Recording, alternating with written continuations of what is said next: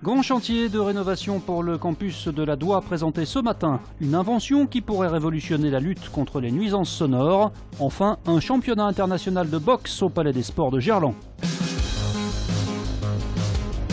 C'est le chiffre du jour, 343 millions d'euros. C'est le montant du projet de rénovation du campus de la Doua.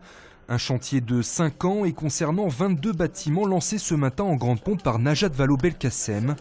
D'ici 2020 donc, la Doua deviendra le campus Lyon-Tech-La Doua. C'est le croisement entre la recherche fondamentale et ses applications pratiques. Et nous avons donc un campus qui va être un lieu de référence à la fois pour ce territoire, cette agglomération, cette région, mais bien au-delà pour le pays tout entier, pour l'Europe et même pour le monde. Il y avait vraiment besoin d'une réhabilitation lourde. À la fois parce que les bâtiments devenaient vieillissants, mais aussi pour adapter les bâtiments aux nouvelles méthodes pédagogiques, aux nouveaux standards de qualité de vie dans les campus, etc., etc. La ministre a poursuivi sa visite à Saint-Plon.co, autre lieu de formation villeurbanais. Une école particulière puisqu'elle forme gratuitement des personnes éloignées de l'emploi au métier de développeur de site internet. C'est un secteur dans lequel il y a énormément de postes à pourvoir et donc en fait c'est l'occasion, si on est intéressé, d'en faire son métier et sa spécificité. Et en fait la pédagogie elle est vraiment basée sur la pratique, sur l'apprentissage par l'autonomie et la restitution à l'ensemble du groupe, qui fait qu'on intègre mieux ses connaissances. Un projet modèle pour le gouvernement qui a décerné à Saint-Plon.co le label Grande École du Numérique. Le centre de Mornan fait peau neuve. Un chantier de réhabilitation vient d'être lancé.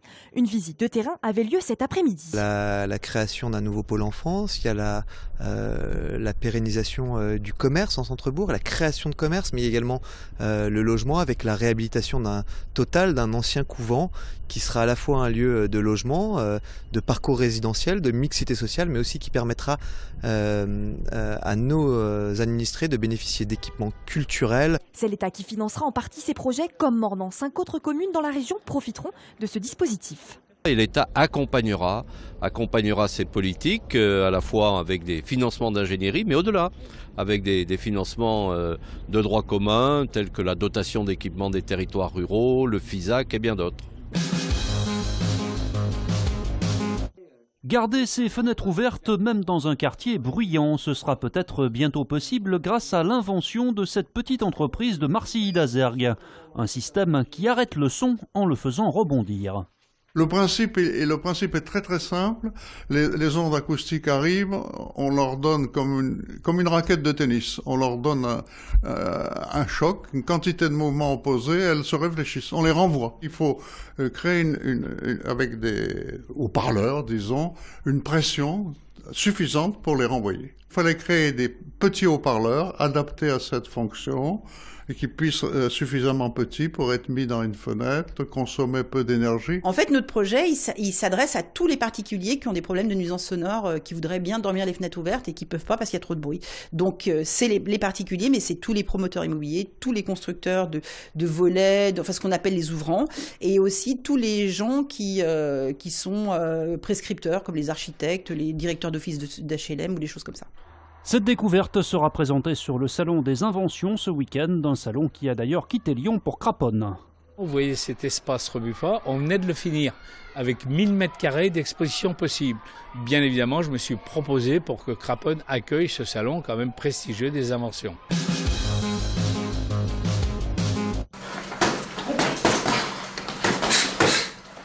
Frapper, esquiver, frapper encore. Octay répète cette mécanique depuis qu'il a 11 ans. Ce Lyonnais poids plume, 2 fois champion de France en 2013 et 2015, a rendez-vous avec le très haut niveau. Ce vendredi au Petit Palais des Sports de Gerland pour un championnat international de boxe. Il va y avoir du physique, c'est en 12 rounds de 3 minutes. Et celui qui tiendra, je pense, il gagnera parce que je vais tout donner donc ce jour-là. Je vais tout taquer. De l'énergie et du physique, il va lui en falloir. Son adversaire est invaincu, toute compétition confondue. Un gros choc donc en perspective. Ça, c'est cet Arménien qu'on ne connaît pas très bien et qui a l'air d'être très très bon vu les images qu'on a vues. Donc tout va se jouer sur les motivations et sur l'envie de chacun de vouloir briguer ce titre pour atteindre les classements mondiaux. Octay aura malgré tout un avantage de taille, il joue à la maison. Octay a toujours voulu faire briller les couleurs de sa ville et je pense que faire briller ses couleurs, ça va vraiment, il va se surpasser pour atteindre cet objectif. Rendez-vous donc vendredi soir à 19h au Petit Palais des Sports de Gerland pour voir les deux hommes en découdre. Plusieurs autres rencontres sont également au programme de la soirée. Ne rien lâcher, c'est le leitmotiv de Pierre Mignoni avant le déplacement à Montauban demain. L'entraîneur du Loup, un peu vexé par une prestation en demi-teinte face à Mont-de-Marsan la semaine dernière, met la pression sur ses joueurs. Objectif, conserver la première place de Pro D2.